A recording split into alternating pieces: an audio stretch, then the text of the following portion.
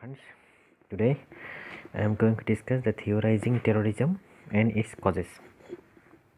So, theorizing terrorism and its causes. So, first of all, I discuss political causes, which is mainly responsible as theorizing terrorism and its causes. So, welcome back to my channel, that is Study Center, which is mainly related with the comparative examinations and all the examinations. So let's start the political causes.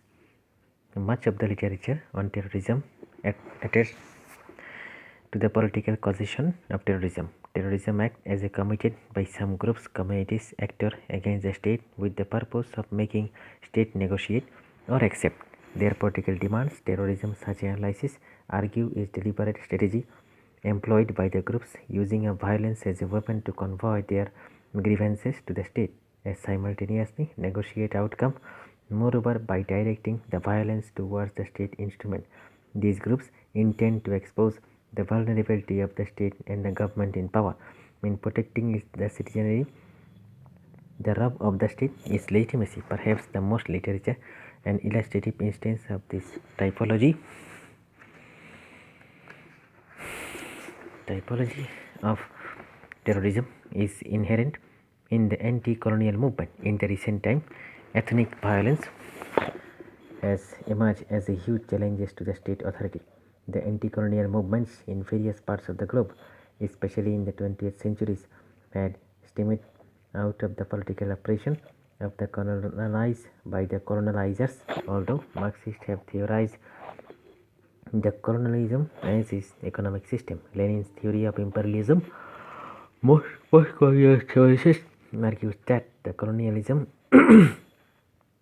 predominantly political system. In the writing of the scholars like the Jean-Paul Sartre and Albert Memmi and Frances Fanon and Carball, it becomes clear that the colonialism was the political problem and colonized could only overthrow it through the violent means. These writers became the prophets and justifiers of any and many anti-colonial movements that used as violence. Economic causes. Political and economic causes are usually intertwined and generating acts of terror. And text Robert Garr and has argued that in the relative deprivation theory, the people would resort to civil protest or political violence when the concrete social, economic, political privileges are withdrawn or denied them that they had come expect as right. He argues that ordinary crime was political violence is directly, indirectly motivated by perceived the actual condition of economic and social, political inequality. Economic inequality, acute tension in social mild and deprive the resort of the act of violence to gain access to resources. Moreover, the economical deprived also makes of violence and prevent the bourgeois from the exploiting them further. Naxalite and Maoist resistance in India is an example of using terrorism tactic linked as organized resistance because of the economic deprivation and marginalization.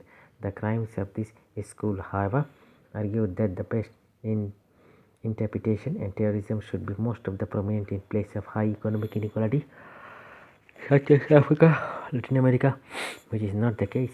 They naturally ask why the 9/11 happens in USA and not China or in Brazil. Religious causes. The post of 9/11 terrorism has generally been characterized as religious terrorism. This line of reasoning believes that the new terrorism post 9/11 stems out of rising tension between the two physicalizing religions of the world, Christianity and Islam. Islam having been displaced from its great pedestal in the medieval times, when it was the fastest rising of the religion, as perhaps the most domineering, with the influence of spreading of Europe to India and between being trying to assess itself. The fundamentalist elements within Islam believe that the Muslims have been gradually marginalized and discriminated against in the new world order, that the nefarious alliance between the Christianity and Judaism and Hinduism has been vanguard of country to their belief. This thesis propounded the Samuel Huntington in his own famous Clash of Civilization has been issues of much criticism and debate. The fundamentalists in Islam analyze the behind this reasoning argue sectarian objective wish to be bring out back of the golden age of Islam. They problematic of the Western modernity for its morality and define the value systems. They remedy this. They seek to complete the structural changes with the terrorist groups of Al-Qaeda and belief can only be established through the unmitigated violence. Only the analysis have been found fact that all the religious fundamental elements have been believed in such radical ideologies employ similar methods, and moreover it is not religion per se, but it is misuse and misinterpretation by certain individual groups within them which cause the terrorism. Also there is a need to accentuate that religion are not monolithic homogeneous whole and comprise the multiple belief systems. So friends, if you like my video, like it, share it. Thank you.